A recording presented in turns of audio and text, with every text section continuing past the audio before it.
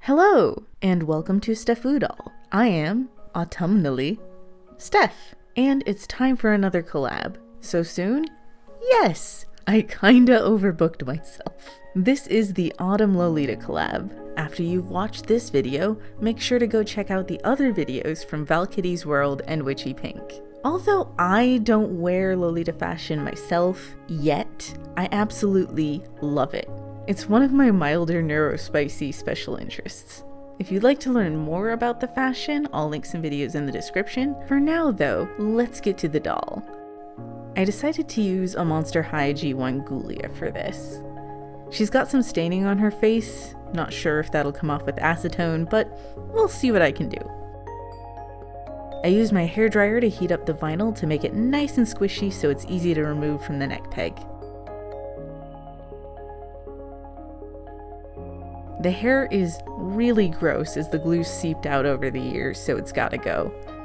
Oh boy, I can see a whole mess of glue and hair inside that head. This is gonna be a gross one, folks. I use a flathead screwdriver to scrape away the glue and the rest of the hair from the inside of the head.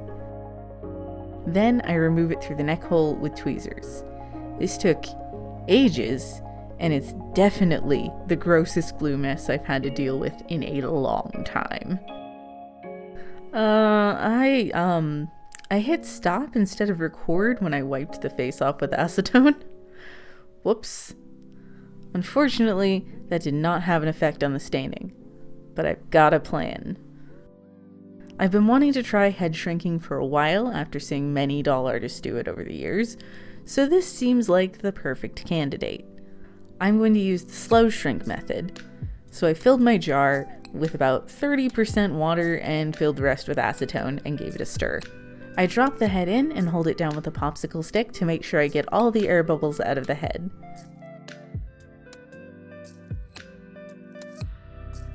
Then I close up the jar and set it aside for 48 hours. With luck, this will not just shrink the head, but also get rid of the stain and dissolve whatever glue residue is still stuck in there. Fresh. While we wait, let's work on the clothes. First is the petticoat, a Lolita fashion essential. I start by sewing on the yoke of the skirt, good side to good side, before turning it right side out and pressing.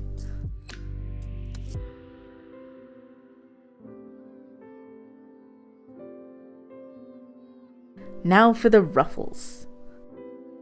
I'm using this really cute eyelet lace. I start with the bottom tier, gathering the lace and attaching it to the bottom of the skirt. Then I need to gather and sew on the middle tier, and then the top tier,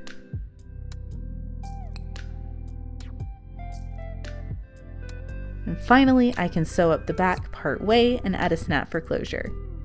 And there's the petticoat done!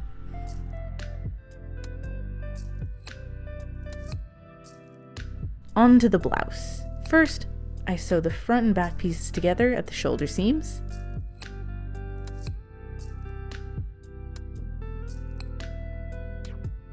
Then I gather the bottom of the sleeves and sew on the cuffs. Now I can gather the tops of the sleeves and attach them to the bodice, as well as sew on the turtleneck collar. Finally, I can close up the side seams and add a snap closure. I used a thin knit material for this, so I don't even have to hem it. Nice. Let's check back in with the head. It's time to remove it from the acetone. Not so fresh anymore, are you? I was a bit worried because at this stage the head will have swollen in size a bit and become more fragile, but it turned out okay. And the staining is gone. Huzzah! The head will shrink as the acetone evaporates over time, so I'll leave it alone for a day or so to do its thing. Back to sewing. It's time for the dress. I gather down the front bodice piece and attach it to the lining. This part was a mistake. I gathered down the puff sleeves and attached the cuffs before adding them to the bodice. This isn't normally a problem for long sleeves, but with these short puff sleeves it was really difficult and I got the gathering all wrong. Should have followed the directions, honestly. So off camera I completely redid the sleeves, gathering them down and attaching them to the bodice first, then adding the cuffs. This is also when I trimmed down the lining with pinking shears to make it into a facing instead to reduce bulk. Now I can sew up the teeny tiny side seams. I sew the 3 skirt pieces together at the side seams.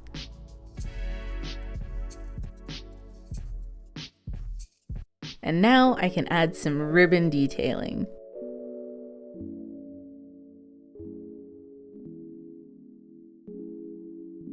I hand sewed it all off camera, and I'm so happy with how it turned out. I was taking inspiration from both old school and classic Lolita.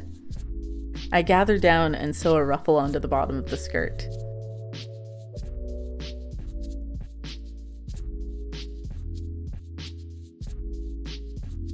Then I attach the bodice to the skirt.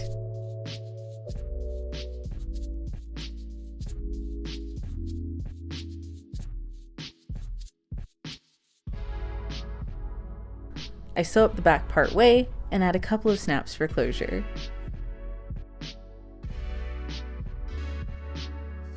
In hindsight, I should have added a bit more seam allowance as it ends up a bit tight on top of the blouse, but it works.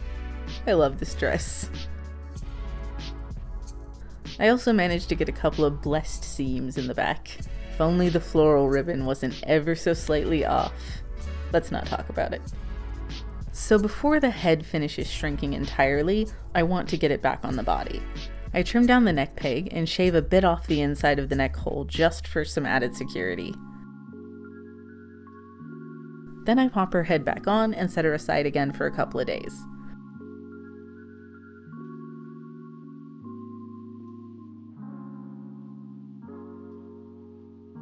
She needs a classic rectangle headdress.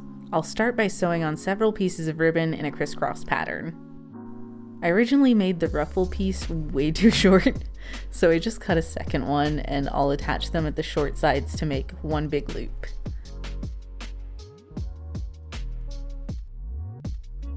Then I fold it in half and press it with my iron.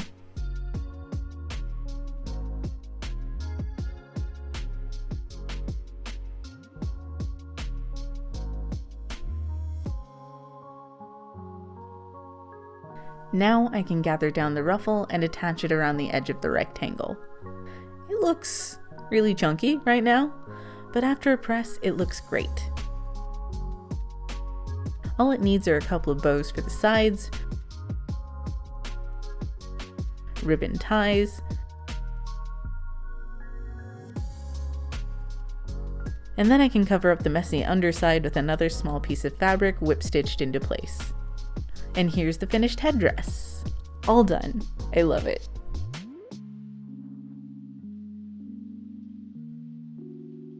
I thought these Ever After high boots would be perfect to finish off the look. I paint them black, then I paint the laces and fringe alizarin crimson, which is one of my favorite colors of paint. But I forgot that this paint is actually transparent, so when it dried, I could barely see it. So off camera, I went over those areas in white paint first, and then I painted them with the crimson over several layers until it was opaque. I pick out the eyelets and buckles with chrome paint. Then I seal everything in with a layer of matte Mod Podge. So here's a comparison showing how much the head shrank. I don't have another Ghoulia in my stock box, so Vandala, who is acting as my mannequin, will have to do. I honestly didn't think it shrank that much until I actually compared it to another doll. It's subtle, but definitely noticeable. And now I can finally start on her face. I gave her a couple of sprays of Mr. Super Clear UV Cut Flat, waiting 30 minutes in between each layer.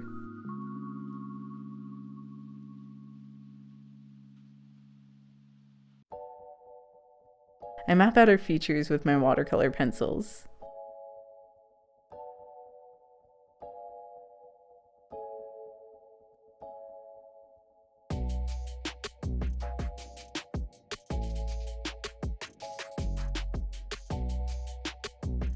In a shocking turn of events, I've opted for more subtle light pink blushing this time. Who am I? What have I become? Since there's a little bit of green in the floral ribbon I used on her dress, I decided to give her green eyes.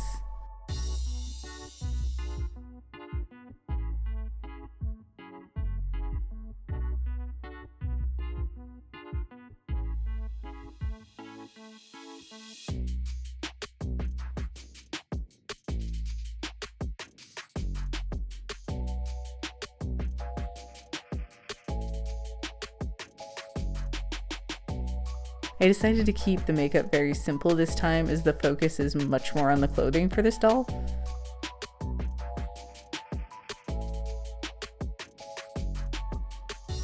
I sketch in her eyebrows with black pan pastel before adding details with watercolor pencils. They turned out a little wonky, but she's gonna have fringe, so it's fine.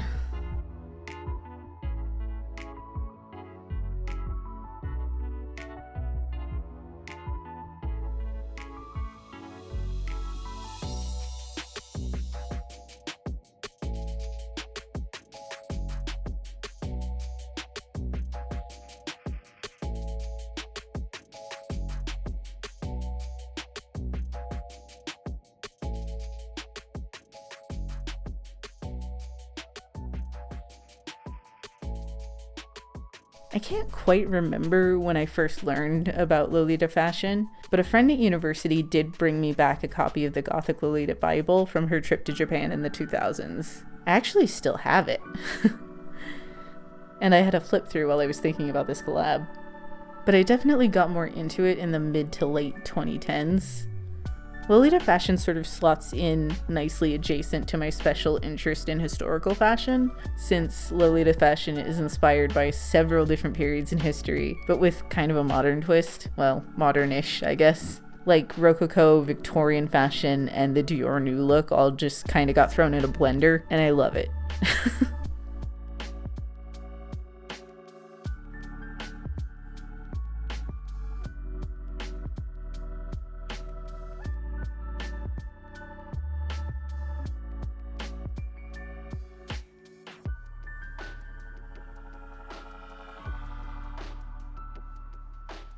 The highlight stage is so fun because it really makes details just pop. It's just really satisfying.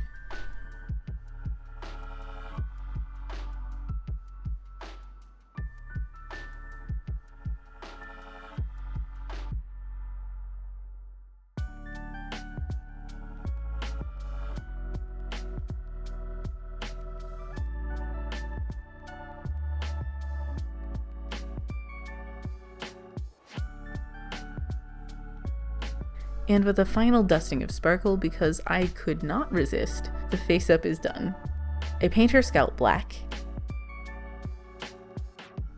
and then I can start gluing on these yarn wefts that I made off camera. I start with the fringe.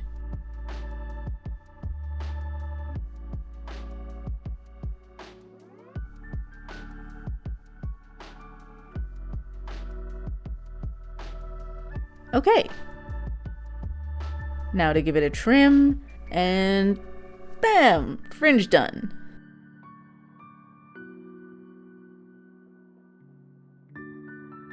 Off camera, I glued on all the wefts for one pigtail. It looks a bit of a mess, but after I pull everything back, it looks much better. Now I just need to do the other one. And done! So cute. So now we have the doll, her blouse, her petticoat, her dress, her headdress, and her boots. Now all that's left to do is get her dressed, and she's done.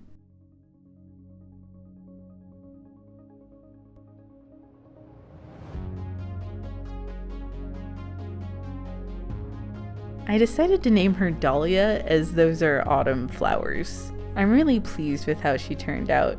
And I really enjoyed myself with the sewing this time. It's really fun to hack different patterns together and make something new and unique.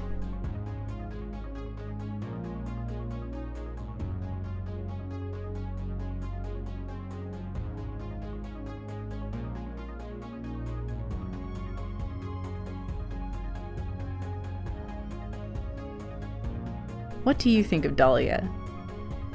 And can you believe we're over halfway through November? Oof. What's your favorite season?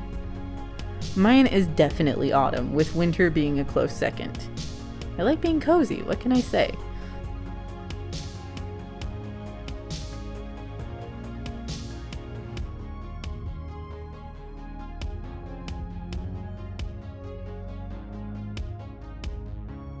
And don't forget to go watch the other videos in this collab from Val Kitty's World and Witchy Pink. Their dolls are super adorable, and I had so much fun working with them.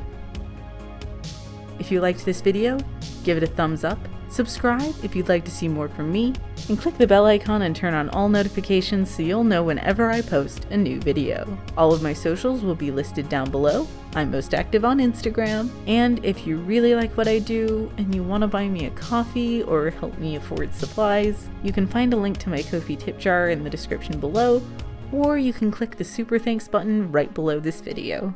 And until next time, bye!